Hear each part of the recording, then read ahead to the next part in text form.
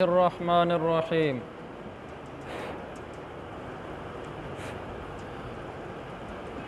تیرہواں پارہ ہے آج۔ دراصل تو یہ وہی حضرت یوسف علیہ السلام کے قصے کی کچھ باقی باتیں عرض کرنا مقصود ہے۔ تو 13ویں پارے کے بالکل شروع میں ہے وَمَا أُبَرِّئُ نَفْسِي إِنَّ النَّفْسَ لَأَمَّارَةٌ بِالسُّوءِ۔ یوسف علیہ السلام کے حق میں جب زلیخا نے اور دوسری عورتوں نے گواہی دے دی کہ یہ سچا ہے اور ہم غلط تھیں، یوسف علیہ السلام کی پاک دامنی بالکل کھل کر سامنے آ گئی۔ ایسے موقع پر آدمی فخر کرتا ہے کہ دیکھو اب لگا پتہ نا میرے اوپر الزام لگانے والوں کا، حقیقت سامنے آ گئی ہے، میں سچا تھا، تو میرے اندر کوئی غلطی نظر نہیں آئی۔ یہ آدمی ایسے موقع پر جب اپنی پاکی دیکھتا ہے تو یہ بتاتا ہے لوگوں کو۔ لیکن یوسف علیہ السلام کے بارے میں جب یہ کہا گیا کہ اس کا کوئی قصور نہیں ہے، کوئی غلطی نہیں ہے، یہ پاک دامن ہے، تو یوسف علیہ السلام نے آگے سے بجائے تکبر اور فخر کرنے کے یوں فرمایا وَمَا أُبَرِّئُ نَفْسِي، میں کوئی اپنی پاکی نہیں بیان کرتا، میں کوئی نیک پاک اپنے آپ کو نہیں کہتا۔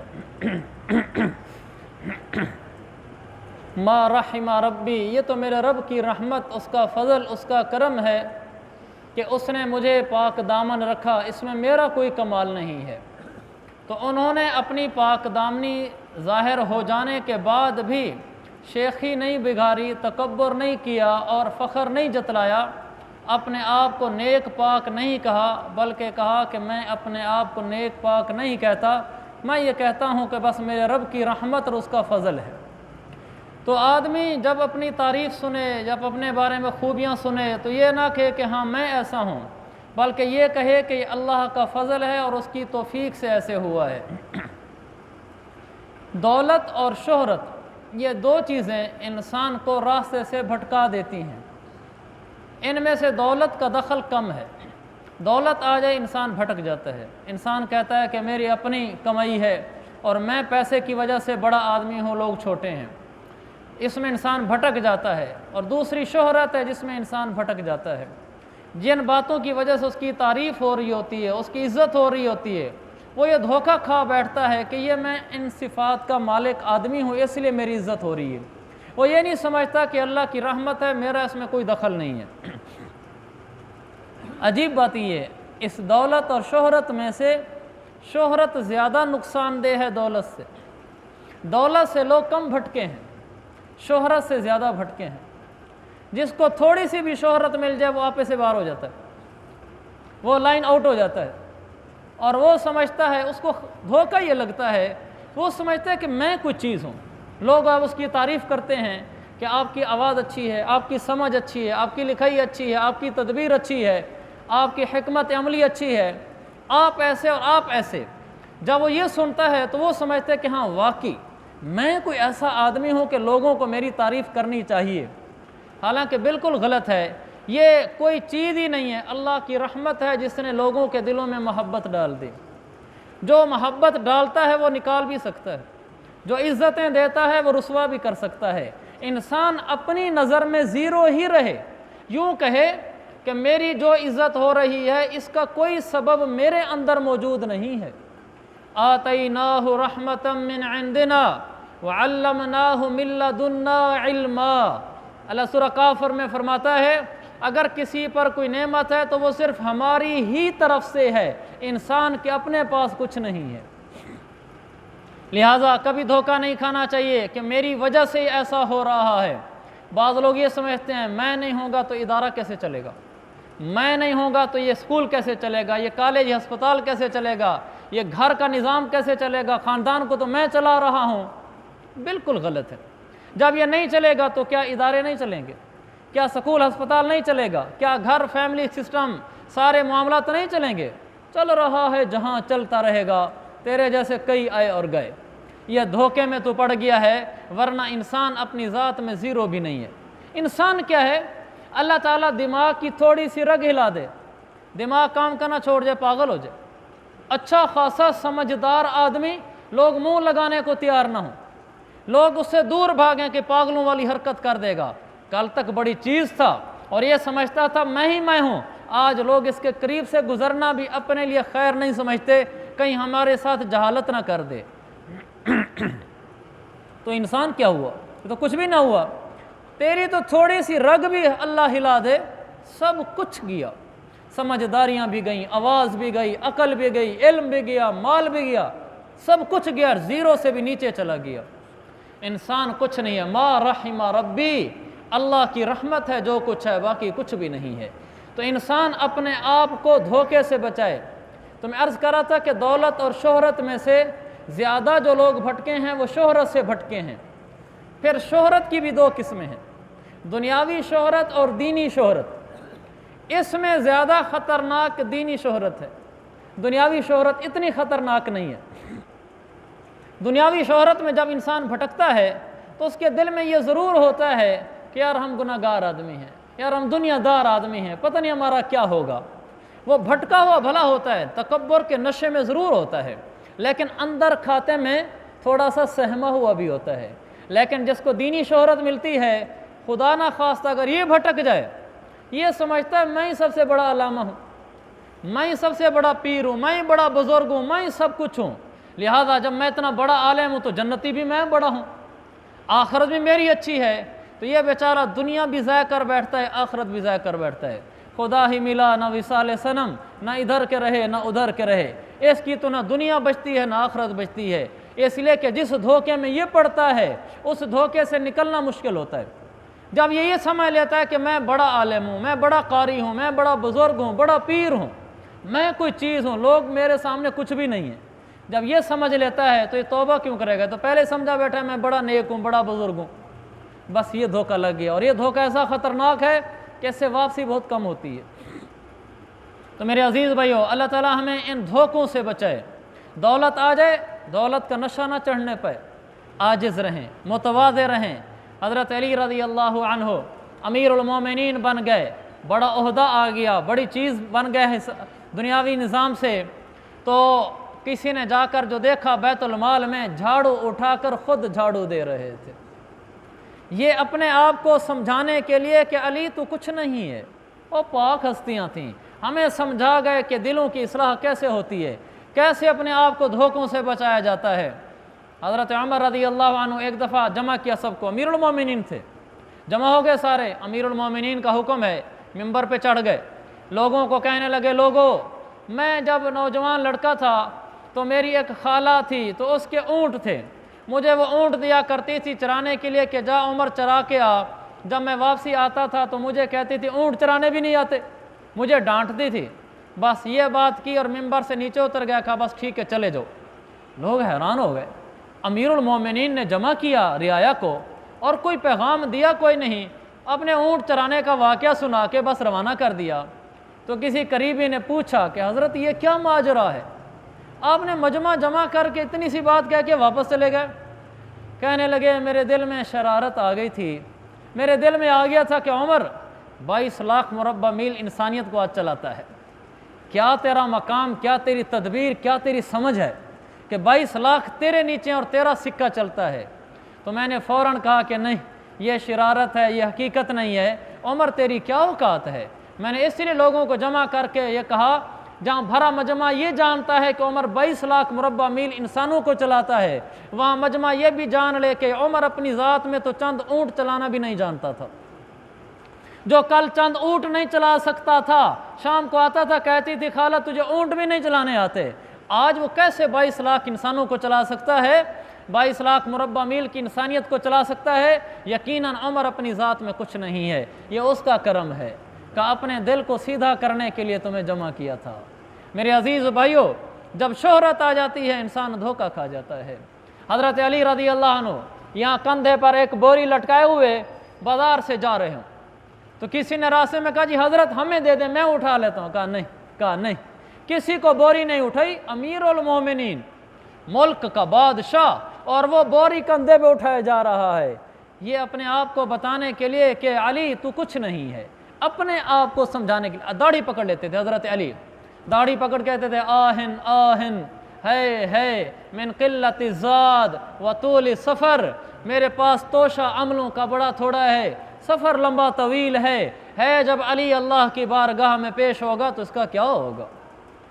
मेरे अजीज़ भाइयों, सारी ज़िंदगी अपने आप को कहते रहना मैं कुछ नहीं, मैं कुछ नहीं, मैं कुछ नहीं। नफ्स से शरारत करता है, सबका ही करता है। जैसे शरारत करे फ़ौरन सज़ा देना, तन्हाइयों में आ जाना, अपने आप को संभालना कि अल्लाह मैं कुछ नहीं, मैं कुछ नहीं, मैं कुछ नहीं। अयाज़ महमूद व अयाज़ का वाक़या मशहूर है। अयाज़ तो आम सा आदमी था, महमूद का कुर्ब मिल गया, बादशाह का साथी बन गया, वज़ीर बन गया। तो इसी दौरान एक कमरा था, कमरे में जाता था, कुंडी बंद कर लेता था, तो थोड़ी देर वहाँ रहता था। हासिदीन हर ज़माने में रहते हैं। किसी ने कहा कि हो ना हो अयाज़ अंदर पता नहीं क्या करता है, बादशाह से छुपा के, इसकी शिकायत लगानी चाहिए। तो उन्होंने बादशाह को जाकर शिकायत लगाई कि ये बेवक्त सा जाकर कमरा बंद करके अंदर रहता है, क्या ज़रूरत है कमरा बंद करके रहने की। कुछ ऐसी कहानी बनेगी कि बादशाह को भी शक होने लगा कि कोई माजरा ज़रूर है। तो बादशाह ने उस कमरे में चुपके से एक बारीक सा सुराख करवा दिया और पहरा लगा दिया कि जब दोबारा अयाज़ अंदर जाए और बंद कर ले कमरे को तो इस सुराख से झांकना है ये क्या करता है। तो उन्होंने कमरा बंद कर लिया, अंदर गए तो झांकने वालों ने झांका तो अंदर देखा कि अजब माजरा है। अयाज़ अंदर जाता है, एक छोटा सा संदूक है, उसको खोलता है और जो शाही लिबास है वज़ीर का वो उतारता है, रखता है। संदूक से पुराना एक कपड़ा जोड़ा निकालता है, वो पहनता है। दीवार पे शीशा लगा हुआ है, सामने खड़ा हो जाता है, बस ऐसे कोई इशारे करता रहता है और फिर बाहर निकल आता है। 2-4 दफ़ा देखा तो हर दफ़ा यही नज़र आया, इसके अलावा और कुछ नहीं करता। तो महमूद ने बुला लिया बादशाह ने अयाज़ को कि अयाज़ ये सारी कहानी और हमने यूँ तेरा पहरा दिया और ये कहानी सामने आई है, लेकिन मुअम्मा हल नहीं हुआ कि ये माजरा क्या है, तो ये क्या करता है, ये क्या जोड़ा है, क्या शीशा है, क्या इशारे करता है। तो उन्होंने कहा बादशाह साहब राज की बात है, राज रहने दें तो आपकी मेहरबानी होगी। उन्होंने कहा नहीं, ये बताना होगा, आपके ख़िलाफ़ शिकायत लग चुकी है। उन्होंने कहा जी बात ये है, अयाज़ तो ग़ुलाम था, अयाज़ ग़ुलाम था, बाद में वज़ीर बना था। कहा अयाज़ तो ग़ुलाम था, इसकी क्या औकात थी, रब ने इसको उन कपड़ों से निकाला, वज़ारत के कपड़े पहनाए, इसको बादशाह का वज़ीर बनाया, आज इसके आगे पीछे लोग हैं, इसकी इज़्ज़त है। अयाज़ के दिल में कभी कभी आ जाता है कि तू बड़ी चीज़ है। तो अयाज़ रोज़ाना कमरे में आ जाता है, वो शाही लिबास उतार देता है, वो पुराने कपड़े निकाल कर पहन लेता है, शीशे के सामने खड़े होकर अपनी औकात याद करता है और कहता है अपने आप को सामने खड़ा होकर, अयाज़ तो ये नहीं था, अयाज़ तो ये नहीं था, तुझे अल्लाह ने इज़्ज़त दी है। अयाज़ तो कुछ नहीं है, तुझे अल्लाह ने इज़्ज़त दी है। अपनी औकात याद दिला दिला कर फिर कपड़े संभाल के अयाज़ रख देता है, फिर चुपके से शाही लिबास पहन के बाहर आ जाता है। मेरे अजीज़ भाइयों, अल्लाह किसी को इज़्ज़त दे, किसी को माल दे, किसी को ओहदा दे, किसी को शोहरत दे, अल्लाह के वास्ते मेरे अजीज़ भाइयों, मैं हूँ या आप हों, कभी भी धोखे में ना आए, कभी भी धोखे में ना आए। अपनी औकात में रहे, अपनी औकात में रहे। औकात में रहता है तो अल्लाह को अच्छा लगता है, औकात से बाहर निकल जाता है तो रब की नज़रों से गिर जाता है, और जब अपनी नज़रों से गिरा रहता है तो रब की नज़रों में चढ़ा रहता है, जब अपनी नज़रों में चढ़ जाता है तो रब की नज़रों से गिर जाता है। ये ज़ाब्ता याद रखें, जो अपनी नज़रों में गिर जाता है कि मैं कुछ नहीं हूँ, वो रब की नज़रों में चढ़ जाता है। जो रब की नज़रों में जो अपनी नज़रों में गिर जाता है वो रब की नज़रों में चढ़ता है, अपनी नज़रों में चढ़ता है तो रब की नज़रों में गिर जाता है। तो अपने आप को कभी बड़ा ना समझें। ये सैयदना यूसुफ अलैहिस्सलाम ने बताया, वमा उबर्रिउ नफ्सी, जब पूरे जहान पे खुल गया, ये पिछले सफ़े पर, क़ालत इम्रअतुल अज़ीज़ अलआन हसल हक़ अना रावत्तुहु अन नफ्सी व इन्नहु लमिनस सादिक़ीन। वो कहने लगी बिल्कुल हक बात यही है कि हमने, ज़ुलैखा कहने लगी मैंने यूसुफ को बहकाया था, फिसलाया था, इन्नहु लमिनस सादिक़ीन, मुझे मेरे रब की कसम यूसुफ सच्चा है। जब इस कदर यूसुफ की सदाकत खुल गई तो अब यूसुफ ने कहा मा उबर्रिउ नफ्सी, मैं कुछ नहीं हूँ, मैं कोई नेक पाक नहीं हूँ, इल्ला मा रहिम रब्बी, बस मेरे रब की रहमत है, इन्ना रब्बी गफूर रहीम, मेरा रब बख्शने वाला है, रहम करने वाला है, यानी मेरा रब बख्शने वाला है, रहम करने वाला है। ज़ुलैखा तू तौबा कर ले, अल्लाह तेरे ऊपर अपनी बख्शिश उतार देगा, रहमत उतार देगा। اور میں اگر اپنے دل میں بڑا نہیں بنوں گا، چھوٹا بن کر رہوں گا، تو رب کی رحمتیں میرے اوپر بھی اتریں گی۔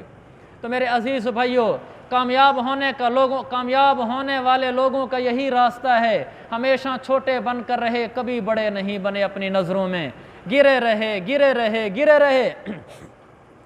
میرے پاک پیغمبر صلی اللہ علیہ وسلم جب فتح مکہ کے موقع پر داخل ہوتے ہیں، عجب فتح تھی۔ وہ مشرکین مکہ، وہ اہل مکہ جنہوں نے میرے نبی پر پہاڑ توڑ دیے ظلم و ستم کے، اور آپ کو وہ تکلیفیں دی جن کو قلم لکھنے سے بھی رک جاتا ہے، زبان بولنے سے جھجک جاتی ہے، دماغ سوچتے وقت کھٹک کھا جاتا ہے، ایسے ظلم ڈھائے میرا نبی آج وہاں داخل ہو رہا ہے اور بلا مقابلہ جیت کے داخل ہو رہا ہے۔ سارے اہل مکہ پہاڑیوں پہ جمع ہو گئے، میدان خالی کر دیا۔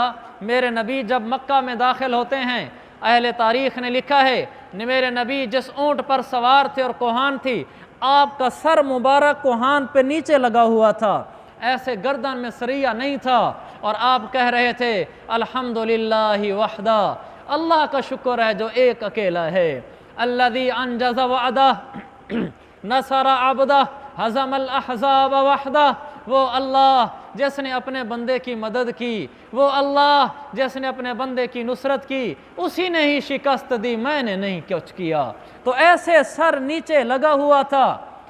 فاتح جب داخل ہوتے ہیں، ان الملوک اذا دخلوا قریۃ افسدوها، جب ملکہ بلقیس کے پاس یہ پیغام پہنچا کہ سلیمان نے خط لکھا ہے اور وہ کہتا ہے کہ میں حملہ کر دوں گا اگر ہمارا علاقہ ہمارے حوالے نہیں کیا، تو اس نے دنیا کے بادشاہوں کو سامنے رکھ کر اپنی کابینہ سے کہا میرا مشورہ یہ ہے کہ فرما بردار ہو کر چلتے ہیں، اس لیے کہ ان الملوک اذا دخلوا قریۃ افسدوها، بادشاہ جب کسی علاقے میں فاتحانہ داخل ہوتے ہیں تو پھر وہ جاہ و جلال کے ساتھ داخل ہوتے ہیں اور پورے علاقے کو تہس نہس کر کے رکھ دیتے ہیں، لہٰذا ہمیں چپ کر کے چلنا چاہیے۔ یہ ملکہ بلقیس فاتح بادشاہوں کا دستور بتا رہی ہے کہ جب داخل ہوتے ہیں تو تہس نہس کر دیتے ہیں، گردنیں بلند ہوتی ہیں، لیکن ادھر پیکر ہے تواضع کا، نبی ہے ہمارا کہ جب فاتحانہ داخل ہوتا ہے تو گردن اتنی نیچے کہ کوہان کو سر ٹکرا رہا تھا۔ یہ ہمارا نبی ہے، اور یہ سارے نبی ہیں، ما ابرئ نفسی، اپنے آپ کو کچھ نہیں کہتے تھے کہ ہم کچھ نہیں ہیں۔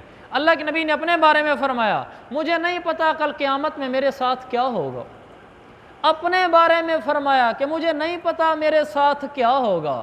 علماء نے لکھا ہے تواضع کی وجہ سے فرمایا، ورنہ بخشے ہیں کہ اللہ کے نبی کے سامنے سیدنا ابراہیم کا تذکرہ ہوا، مسلم کی حدیث ہے، فرمایا ہوا خیر منی، ابراہیم تو مجھ سے اچھے تھے، میں اسے کمتر ہوں، حالانکہ کوئی شک نہیں میرا نبی سارے نبیوں سے بہتر تھا، لیکن یہ کیوں کہا؟ یہاں بھی محدثین نے لکھا ہے کہ میرے نبی نے تواضع میں کہا ہے، اپنے آپ کو کچھ نہ سمجھتے تھے۔ یہ نبیوں کی چال ہے، یہ اللہ والوں کا راستہ ہے، سب کچھ ہو کر بھی کچھ نہ ہونا، اور یہ فرعون کا راستہ ہے۔ جب وہ مشورہ لے رہا تھا آگے لوگوں سے کہنے لگا مشورہ دو، تو مشورہ دے رہے تھے، وہ کہہ رہا تھا وما اریکم الا ما ارا، کہنے لگا رائے تو میری ہی چلے گی، تم بول لو اپنے، اور اصل سمجھ وہ ہے جو میں سمجھتا ہوں۔ اور میرا نبی جب احد کے موقع پر رائے لے رہا تھا، صحابہ کی رائے یہ تھی کہ باہر میدان میں نکل کر لڑتے ہیں، میرے آقا کی رائے یہ تھی کہ اندر رہ کر لڑتے ہیں۔ جب آپ نے دیکھا کہ صحابہ کی رائے یہ ہے کہ باہر نکلتے ہیں، آپ نے اپنی رائے واپس لے لی، آپ نے کہا ٹھیک ہے جیسے تم کہہ رہے ہو، تم زیادہ کی رائے ایسے ہے ایسے ہی کر لیتے ہیں، میں تمہاری رائے مان لیتا ہوں، اپنی رائے چھوڑ دیتا ہوں۔ یہ نبی ہوتا ہے۔ آپ اندر گئے اور آپ نے جا کر 2 زرہیں پہنی اور آپ نے جا کر اسلحہ پہنا، آپ باہر نکلے تو 2 صحابی اللہ کے نبی کے پاس آ گئے، کہنے لگے یا رسول اللہ آپ کے جانے کے بعد ہم نے مشورہ کیا ہے، بس جیسے آپ کہہ رہے تھے ویسے کر لیتے ہیں، اب جنگ کے لیے نہیں نکلتے۔ میرے نبی نے فرمایا آپ کوئی بزدلی کی وجہ سے تو رائے نہیں دے رہے تھے کہ باہر نہیں جانا چاہیے، آپ کی ایک رائے تھی۔ آپ نے فرمایا نبی جب زرہ پہن لیتا ہے، ہتھیار پہن لیتا ہے، تلوار اٹھا لیتا ہے، پھر اتارا نہیں کرتا، اب باہر چلیں گے۔ پھر باہر گئے اور جنگ ہوئی۔ یہ نبی ہے اور وہ فرعون ہے، وہ کہتا ہے وما اریکم الا ما ارا، بس رائے اور سمجھ تو میری ہے، اور یہ نبی ہے کہتا ہے مشورہ دو، جدھر زیادہ کی رائے تھی ان کی رائے پر عمل کر لیا، اپنی رائے واپس لے لی۔ میرے عزیز بھائیو، اللہ ہمیں تواضع نصیب فرمائے، چھوٹا بننے والا بنائے۔ بڑا پن عاجزی میں ہے، بڑا پن تکبر میں نہیں ہے، چھوٹا بن کے رہنا، عاجز رہنا، اس میں عزت ہے۔ دنیا کے بھی آخرت کے بھی۔ اللہ جس کو مال دے، جس کو عزت دے، جس کو شہرت دے، وہ چھوٹا بن جائے، بڑا نہ بنے، ورنہ فرعون کا راستہ ہوگا۔ اگر چھوٹا بنے گا تو سیدنا یوسف علیہ السلام کا اور میرے آقا صلی اللہ علیہ وسلم کا راستہ ہوگا۔ اللہ تعالیٰ ہم سب کو تواضع نصیب فرمائے، آمین۔